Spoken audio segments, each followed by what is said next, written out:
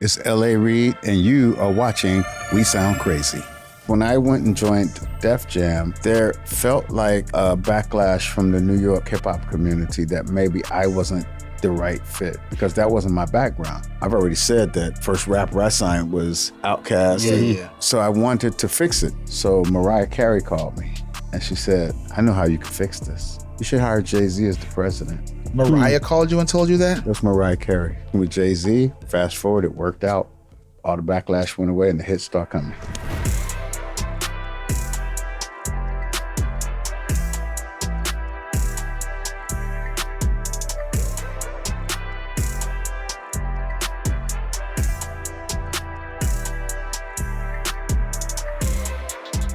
Welcome to another week of We Sound Crazy, your official backstage pass to all things music and culture.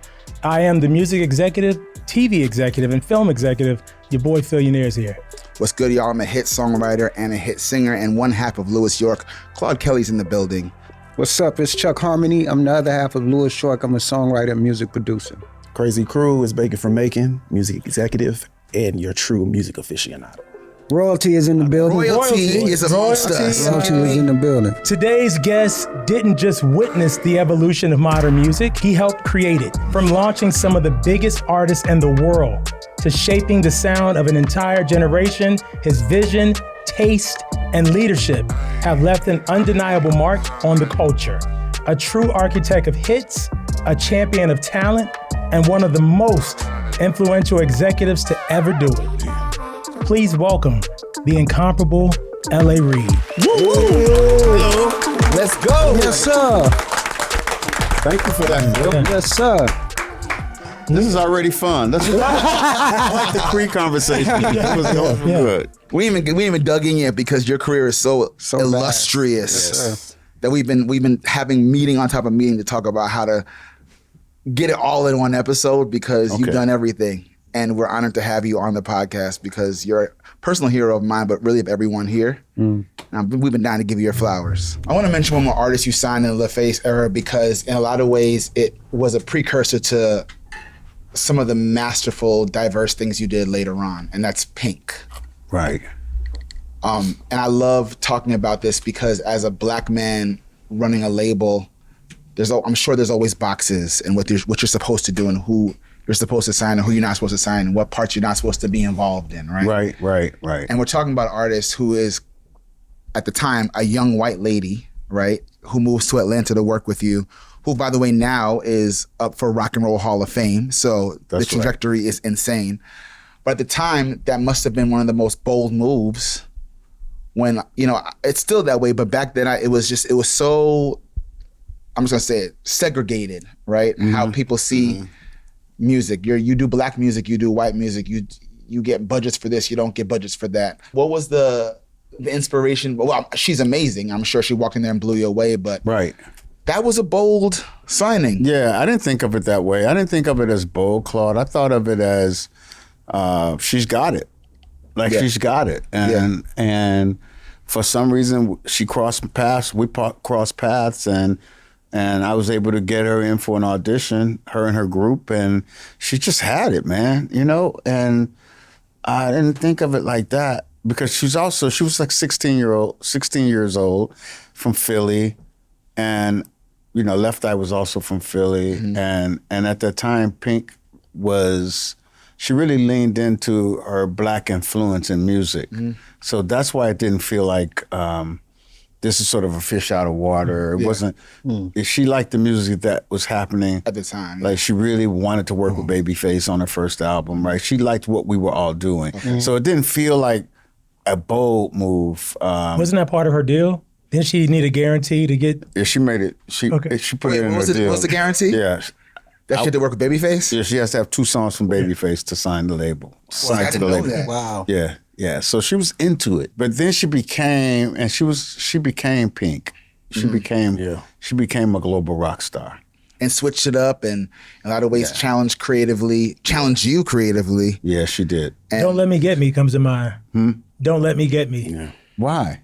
Because you got a little name dropping. Name dropping there. Right. What did you think when you first heard that? When you first pressed play in the office and you heard this coming, you were like, L.A. told me Look at me, a pop star. All that. It was just funny to me. It was funny because I know her, and I know that was her like poking fun.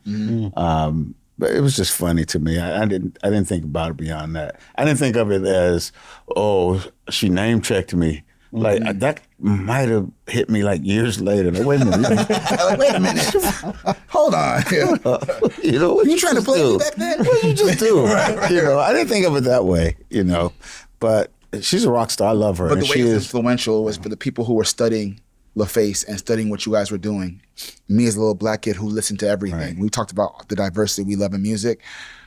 The fact that you were able to do that gave people like me so much encouragement to write whatever the hell you want to write. Sign whoever you want to sign. There you go. There you work go, with whoever brother. the hell you want to work with. Yeah. And the early Pink, and then as you transition, I'm like, oh, so we doing rock? We have the license to do pop rock now? Let's go. And it changed how I wrote songs, how I gave myself permission to write songs, and that was such a big deal. Can't nobody tell you what to write, what not to write, what to sign, what not to sign? You can't play. Don't do that. We're music. That's the thing about music people is that, like, yes, I'm a black man from Cincinnati, Ohio, but I'm a music guy who loves everything that I love. Right. Yeah. There's stuff I don't like, by the way. Yeah. Right? But the stuff I love, it just happens to be very diverse. Yep. I grew up in Cincinnati, and in Cincinnati, the radio station was called WCIN, and I want to say that WCIN was not a 24-hour channel when I was growing up. So I would switch over to WEBN FM where they played rock. And I would listen to that just as much as I would listen to WCIN. As a matter of fact, there was a point when I only wanted to hear the music that was on FM rock. And so I was listening to Jackson Browne and Jethro Tull and Elton John and Pink Floyd and Jimi Hendrix and Steely Dan and on and on and on and on. And that became my music choice. So so my musical upbringing was like honestly diverse. So when I became an executive and a producer, I just leaned into what I loved. Yeah. And I never once thought it wasn't okay to do that. I never ever thought that I couldn't sign somebody because they were white. Yeah. It never occurred to me that was or that anybody expected that of me. Yeah. As a matter of fact, I became offended sometimes when people would say, like, you're like an urban executive. Me too. I'm like, what does that mean? I'm like, what's that mean? No disrespect to our people, but that urban word just triggers me because it puts you in a box when I'm like, I do everything. What are you talking about? I didn't know what that meant. Like, you have the urban stuff covered, but we have this. I'm like, what the fuck are you talking about? Right. It's music. What is even talking about? Like, what is, and I didn't get it because I was like, what is Avril Lavigne? Yeah. What does Avril Lavigne and Usher have in common? Great music. Hits. Stars. Yeah. Fact. That's all I know. Yep. But speaking of Avril, I mean, so at this point, we've talked about you and Kenny on the production side, obviously forming LaFace. But then there was a period where you said, you know what? I'm going to sell LaFace. We're going to sell LaFace. And then I'm going to take this job at Arista Records, which was massive at the time. Like literally, Yeah. I mean, because LaFace, you had obviously TLC, Outkast, Tony, Usher, Donnell Jones, Tony Rich. I mean, the list goes on. Countless soundtracks, Boomerangs, Soul Food. I mean, but going to Arista, Clive Davis exit, you assumed the role as head of Arista, where you found Avril Lavigne. Sierra came out during that time. Usher's 8701. I mean, what do you remember about just that time of assuming the role at Arista Records? Because that was big. Just as a young college student wanting to get into the business, it was inspiring to see someone that looked like me running a major company because I didn't see a lot of that. Again, I loved it on the joint venture side like LaFace, and at this point I've seen, Sean Combs and Jermaine and different people had different versions of the deal that, I believe you had. Like, but again, you were like the trailblazer there, but I'm really wanting to go back to that time at Arista. You walk in the office, I'm the new president, CEO, I'm the head guy. Right. So I thought of it the same way you just described it, but that wasn't the reality. The reality was that LaFace was far more cultural. Yeah. far more cultural and way more important to us than Arista was to us. Arista Records I don't know what that meant, quite honestly, to people that look like you and I. But I know what LaFace meant to us. Yeah. Right? So I miscategorized it in thinking that LaFace was smaller and Arista was bigger. Interesting. That was a miscalculation on my part. That's how I see it anyway. Yes, I was running a major label, but I was running a major label with all the same artists that I had already. True. Yeah. So only thing that changed was my address. Yeah. And my salary. That salary for a moment, right? But that was the only thing that changed. And the other thing that changed was it was the first time I saw people second guessing my decisions and actually not following the vision and making things confusing and making the waters murky, right? That's when I learned that, wait a minute, when I co-owned the company, people came to the company for the vision and they enjoyed following the vision and they enjoyed making a contribution to the vision. And when I went to work at that company, those were not people who had bought into the vision. Those were people who worked there. Yeah. And they bought into someone else's vision and then I come along, right? And that's not necessarily what they signed up for. So I think I just miscategorized the importance. And I don't say it as a regret. We love life, we live life, and our experiences shape us, you know. But Arista was Clive's baby. LaFace was me and Face's baby. And probably should have left it like that. I was gonna say you have regrets for not keeping LaFace. Only in that I enjoyed the community aspect of having artists and executives who bought into the vision. The way that we described the LaFace family Christmas, it really was a LaFace family Christmas. Yeah. And all the artists made a contribution and all the executives made a contribution. Or even Sherry Riley is the girl who came up with, she's a marketing, you know Sherry? Yeah. I remember one day I had a conversation with Whitney and with Robin, and they told me that they were doing Waiting to Exhale, right? And I remember, and I had a conversation with Forrest Whitaker, and I called Face up, and he may or may not even remember it this way, but I remember calling him up because Sherry said, if it's an all-female ensemble in the movie, it should be an all-female album. And I remember Kenny saying that he wanted to make an album on all females. And so I called him up and said, I think this is that, right? And that was the planting of the seed. But the point is that was an executive that wasn't necessarily thought of as a music producer, but she was a part of the community. She bought into the vision. And I like that. Yeah, totally. And all of that kind of interaction was all but gone when I went to Arista, because most of the LaFace executives, they got there and they were like, it's not for me. Right? So I had to rebuild, so to speak. So it was a positive thing, and I don't want it to sound negative. It's just that mischaracterization of what's a major. Yeah.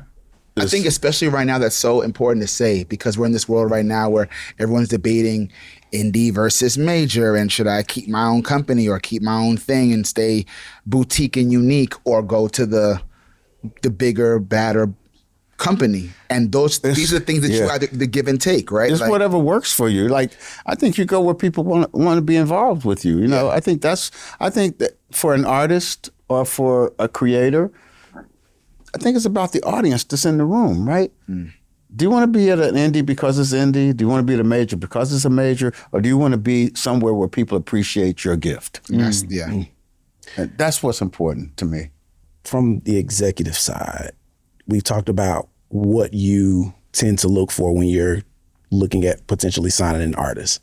But as far as an executive, like, what is it that you, even to this day, have to see in someone that will make you say, I want to work with them? I love their mindset behind what it is that they want to do in this business.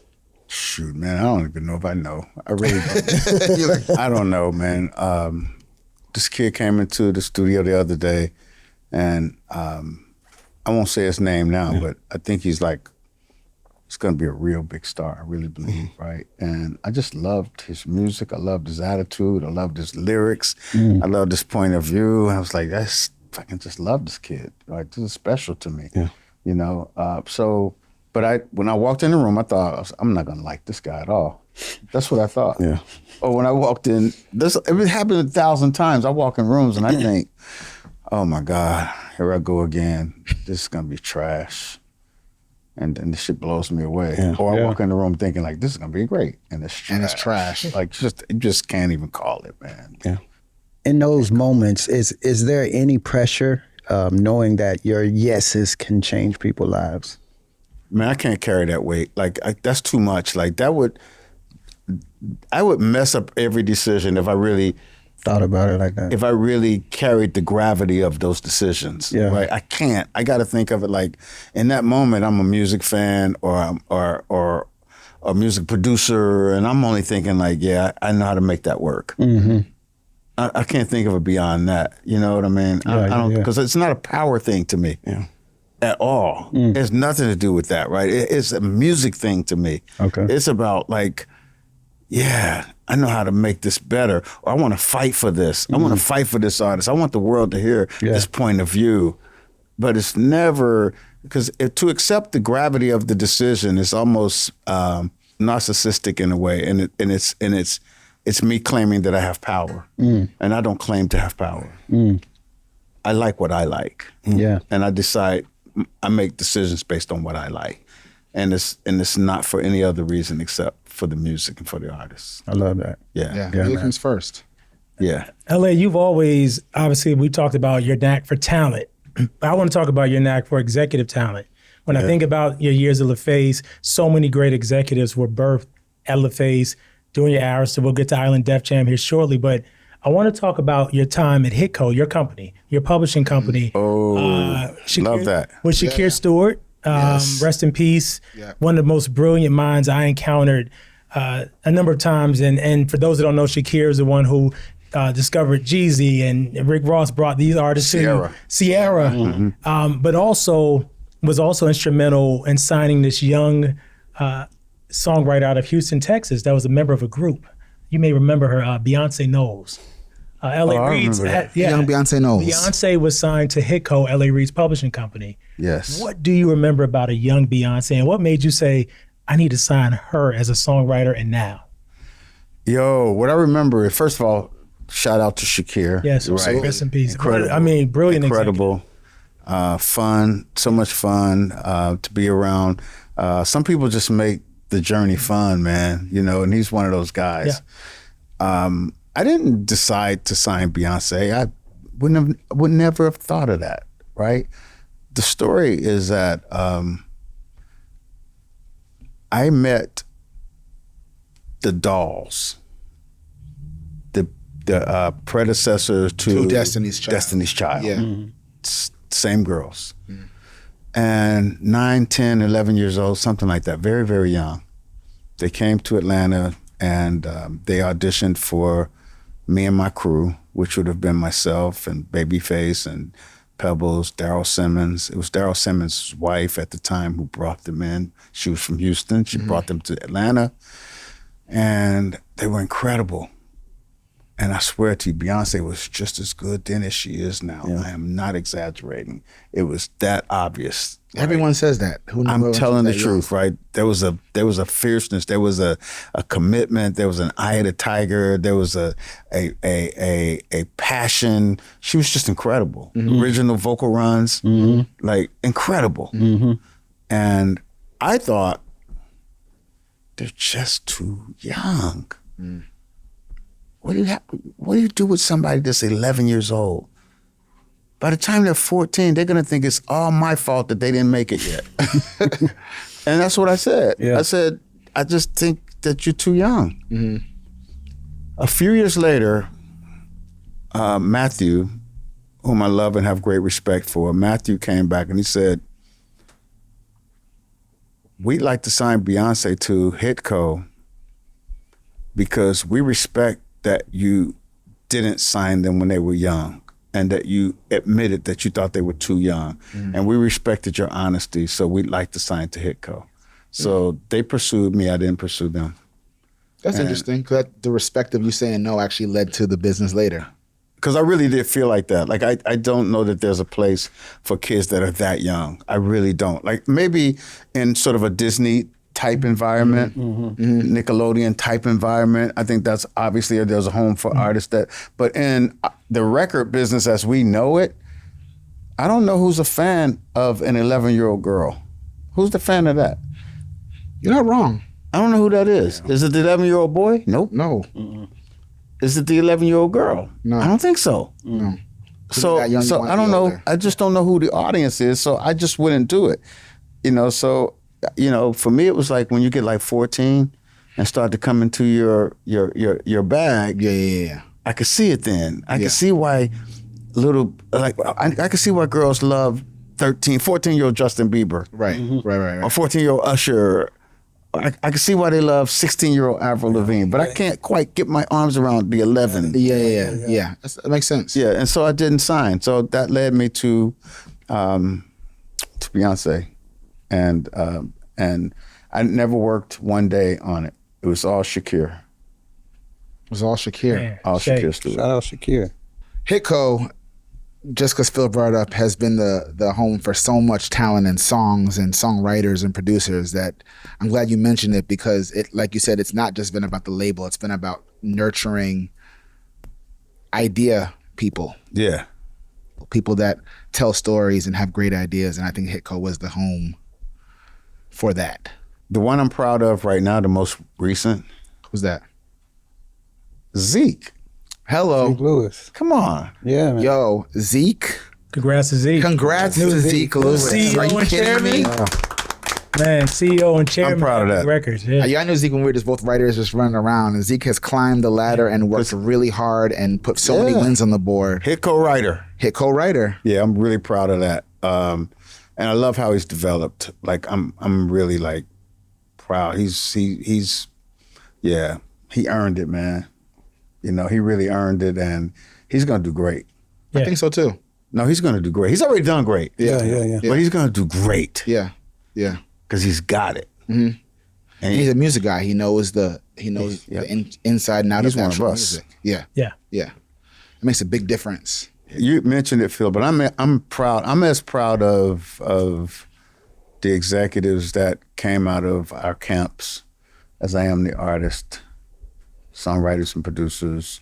I'm very proud of that. Yeah, you should be. Yeah, I am. I'm really, really A proud. lot of talent and a lot of people that you trusted, empowered them, and look at them today. Just seeing the fruit of those seeds that were planted. Yeah, man. Many of them have come on the platform and talked about it, and it is, it's incredible. Yeah, that's what I love, man. I do. I really, one of my passions is really to try to open the doors, man, for people, right? And give people a shot. Give people that I believe in, or people that believe in themselves, just giving them a shot, giving them an opportunity to show the world their thing, because we can't kid each other, man. There's not a whole bunch of us that have the wherewithal to open doors for people, Yeah, man. And so I don't take that lightly. Yeah.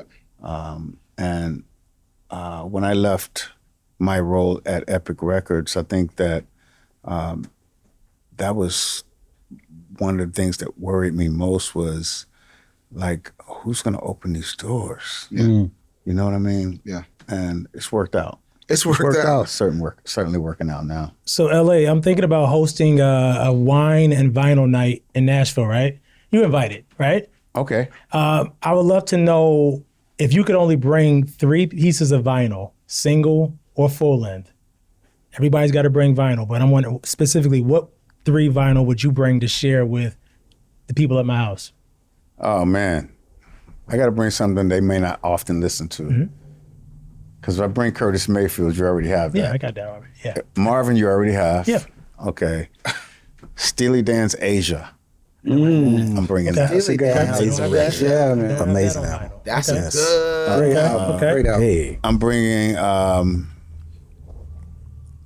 full album. Man, that's a hard one. That's so hard. Stevie Wonder, Music of the Mind. Ooh. That's a good one. That's not one that people talk about. That's not the one they talk about. That's the one that has Mary Wants to Be a Superwoman. Yep. And Where Were You When I Needed You Last Winter, right? It's the beginning of that Stevie run. Yes. But it's really incredible, right? And let's see, and then, God, man. What do those people look like, man? Is it a diverse room? Okay. Depends on the room.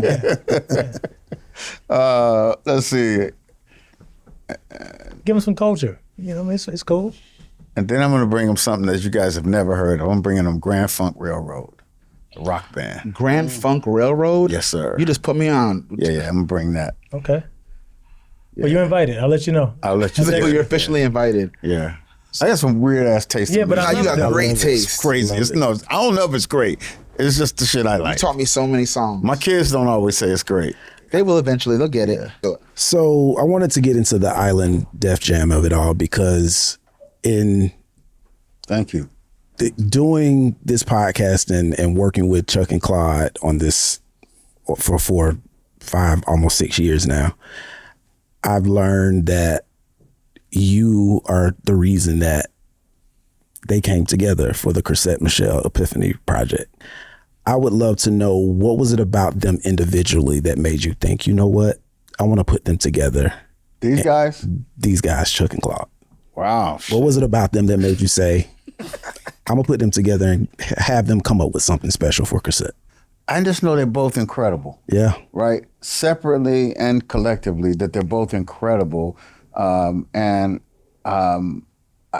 just experimenting.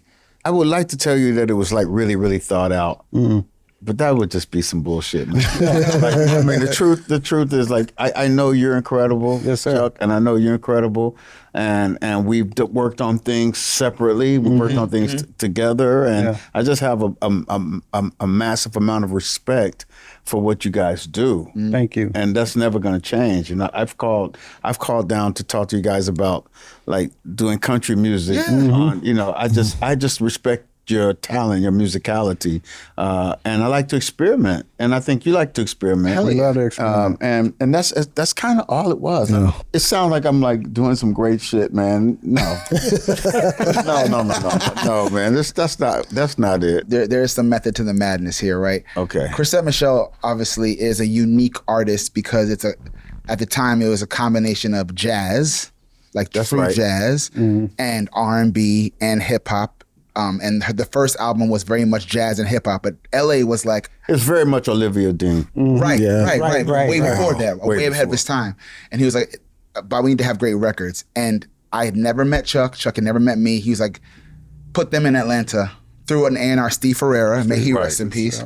Was like, get it done. All we heard was LA say, get it done. Right? So I flew to Atlanta to work with Chuck, never met him before.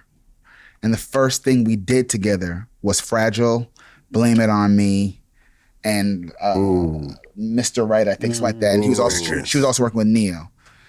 And it's like that thing where you walk in a room and you just know that the label has orchestrated your lifelong music partner. Yeah.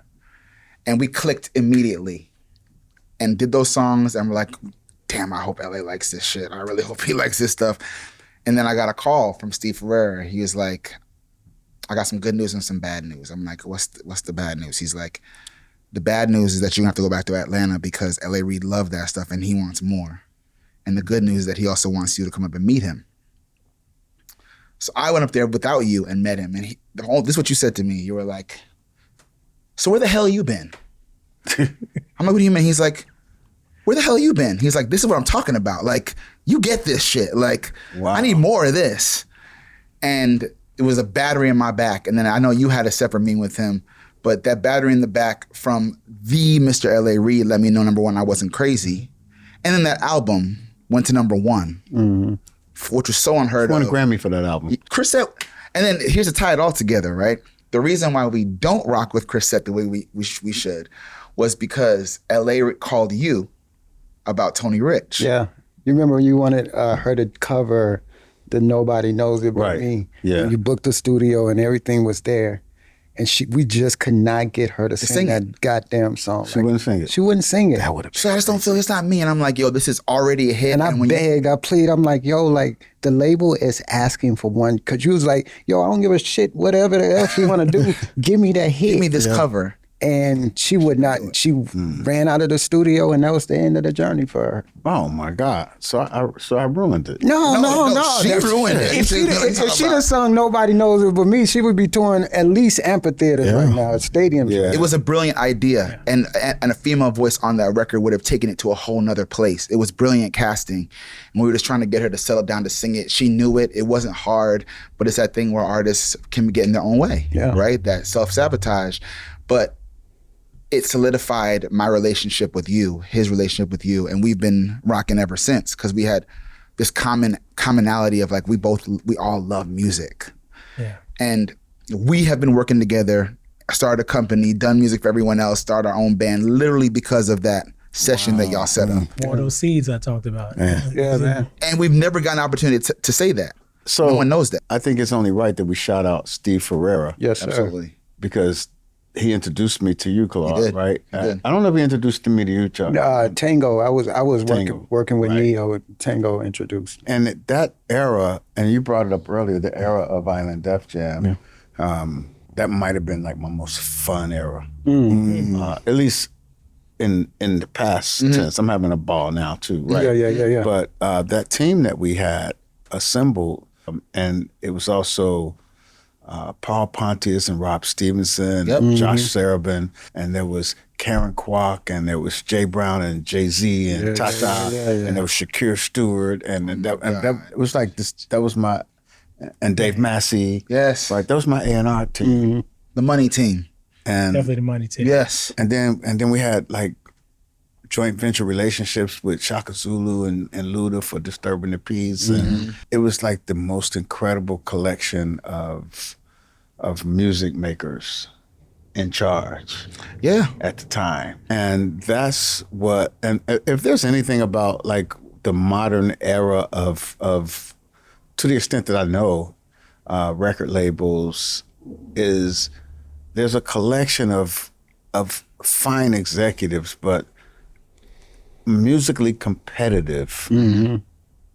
Like that was the bar, man. Yes. You know, and everybody had different tastes. Yep. You know what I mean? And the bar was high. The bar was really, really You couldn't high. come in and play this anything. And and anything couldn't get into that room. Nope. And if something made it into our A&R meeting, it had to be really good. Really to good. more than one person. Yes. Right? And that's what I loved about that era.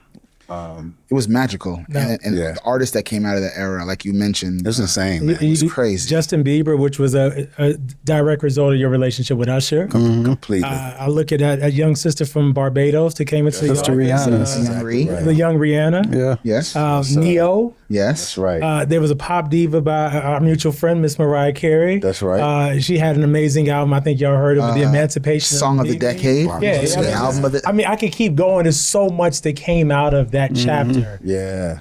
And Like- my rock guys were like so good, man. Like Rob and Paul, they had Killers. Yeah, the Yes. Yes. They had Fall Out Boy. Yeah, man. And then we had a lot of I'll call them legacy acts. I don't know if they would want to be categorized that way, but we were doing Lionel Richie, and we were doing Bon Jovi, Melissa Etheridge, and Had the Isley John Brothers. Mellencamp, Isley Ron Brothers. Isley and Isley Brothers, and Patti LaBelle, and I met Patti LaBelle through you. yes. So we had a really crazy roster of young, fiery talent. Yeah. And then incredible like legacy talent, and it was all driven by this team of music executives and the relationships with the creative community. Like, you know, it was crazy. But Elliot, I always wanted to know what made you hire Jay-Z. I met a lot of people as we all have, but I've only met maybe 2 or 3 specifically men who, when they walk into the room, they really completely changed the energy in the room for the better. Like completely change it, right? And I'll give you that list. Those people would be Nelson Mandela, Barack Obama. I felt that. Bill Clinton. The time I felt something, and Jay-Z. Wow. Right. To me, Jay-Z is royalty. Wildly successful, but and when you become that successful, people start throwing shit at you, you know. But don't get it twisted. This is one of the most special people that's ever graced this earth, and I mean that. And I'm not talking about the rapper. The rapper is incredible, maybe my favorite. I'm not talking about that. I'm just talking about the person. And so that's my opinion of Jay. My reason was because when I went and joined Def Jam, there felt like a backlash from the New York hip hop community that maybe I wasn't the right fit, because that wasn't my background. I've already said that first rapper I signed was, you know, Outkast and PA and the Goody Mob, right? I had no history. And Def Jam was the most celebrated hip hop label of all time, maybe the most famous hip hop brand, next to the artist brands of Run DMC or Wu-Tang, which are the you know. So I experienced a little bit of undercurrent backlash. So I wanted to fix it, and I didn't know what the fix was. So Mariah Carey called me, and she said, "I know how you can fix this." And I said, "How?" She said, "You should hire Jay-Z as the president." Wow. Mariah called you and told you that? That's Mariah Carey, yeah. And I That's... said, whoa. And I had the conversation with Jay-Z. Fast forward, it worked out. All the backlash went away and the hits start coming. Just like that. That's crazy. I call always listen to the talent. Yeah. You know where the genius lies? In the talent. Yeah. Right? Just listen to them. Just listen to them, right? And insert yourself when you have to, but put talent first. You were right, all the way right. All the way She right. Yeah, all the way right. All the way right. And the hits didn't just stop at Island Def Jam. You then go over to Epic Records. Yeah. That was another epic, no pun intended, chapter. Right. Thing of Travis Scott, 21 Savage, Future, Meghan Trainor. Yeah. LA, I mean, I could keep. It's do you remember LA signed this duo that called God. Carmen, I do. who's now Queen Herbie, right? Is that good or bad? No, it's a great thing. Okay, It's a just good thing. checking. Like, okay. And he calls him. I don't know if this is like a blemish on my back or a trophy. It's a I great don't story. know. He goes, I'm not really sure what to do with them. They're pop, but she's a white girl. They're married. She raps, but she can sing her ass off, but she can kind of rap. I'm trying to figure it out. I'm sending her to you in New York. And I was at a studio at KMA in the Brill Building in Times Square. They come to me for like 5 days. And like the third day I call to your office. I'm like, if he's available, I think he should probably come down here now. I think we have something. Oh. And your assistant says, okay, yeah, he's gonna come. You didn't show up that day. I was like, okay, it's LA, he's busy, he can't come.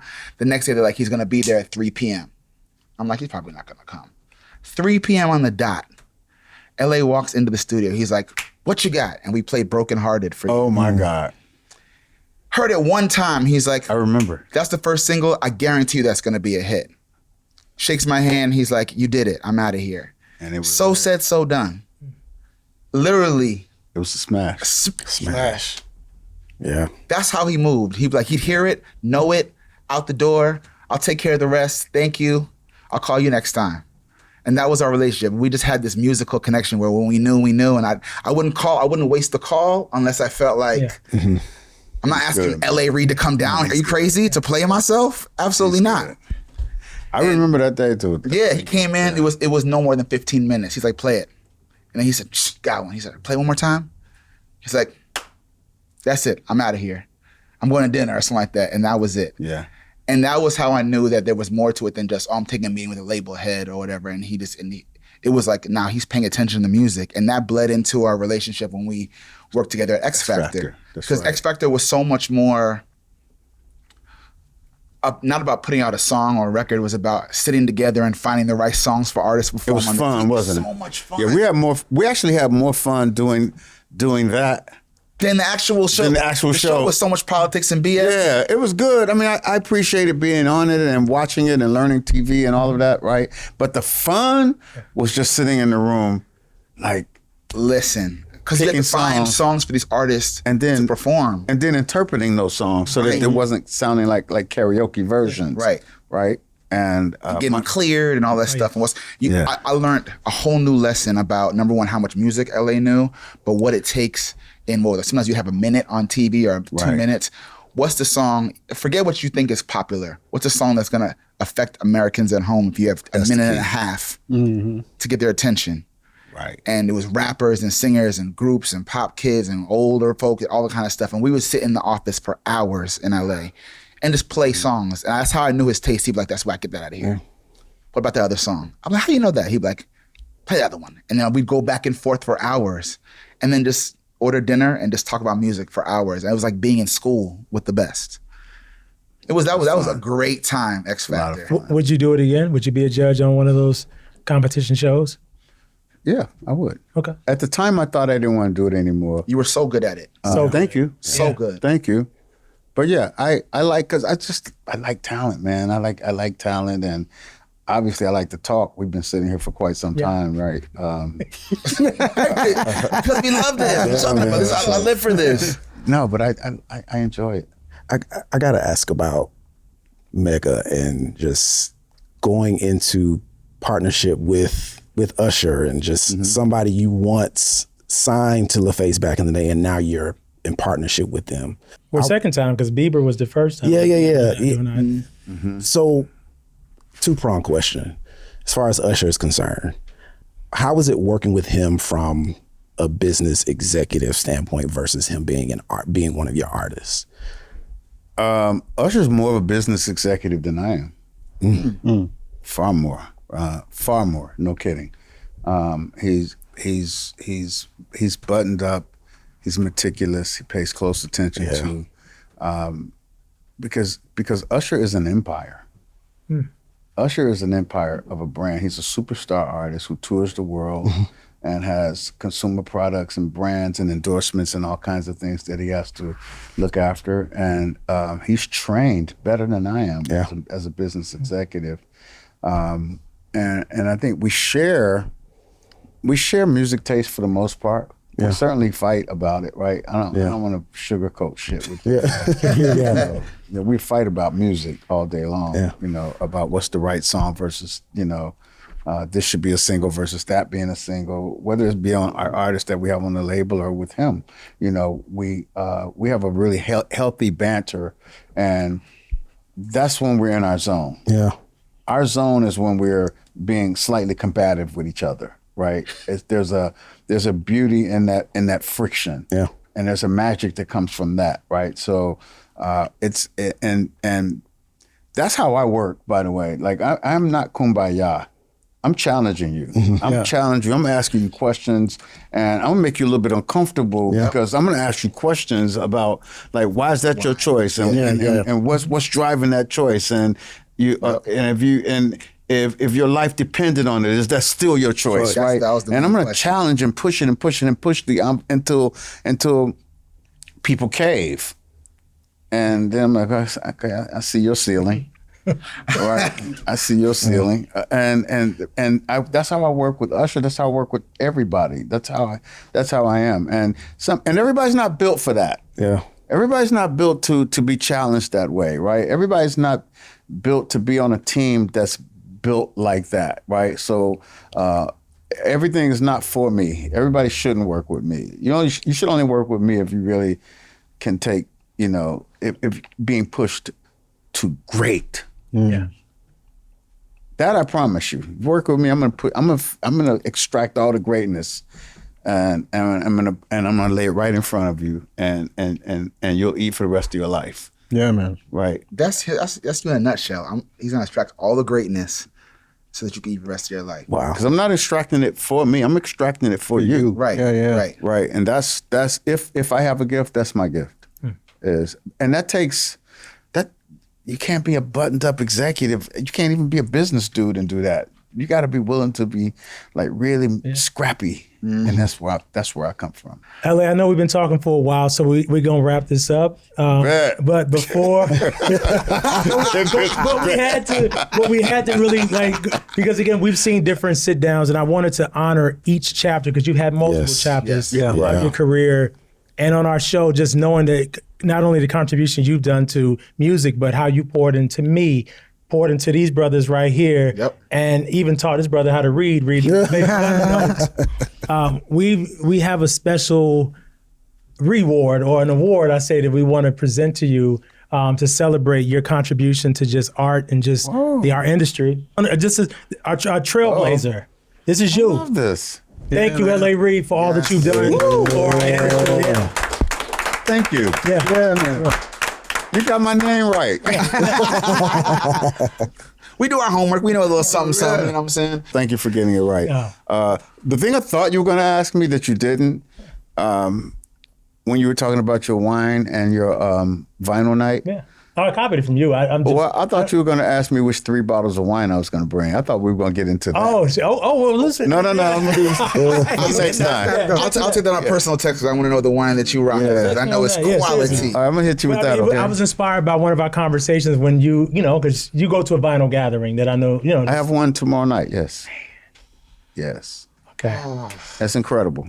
No, this was an incredible conversation. It was incredible, man. It was amazing. The legend. Today is definitely about you. Literally everyone that you've introduced to our lives through music, both the business and behind the scenes and on stage. Yes. It's just, it's even with all this, we still haven't even scratched the surface of your influence. So thank you for giving us the time. Yes. We sound crazy. We sound crazy. We sound crazy. Thank you. Make sure you follow us on all platforms at We Sound Crazy and WeSoundCrazy.com. Click and subscribe below. All right. Thank you, guys. This has been an epic episode. A mega episode. Make some noise again for LA Reid, our special guest. Until next week, y'all. Peace. We sound crazy, y'all. Peace. We sound crazy.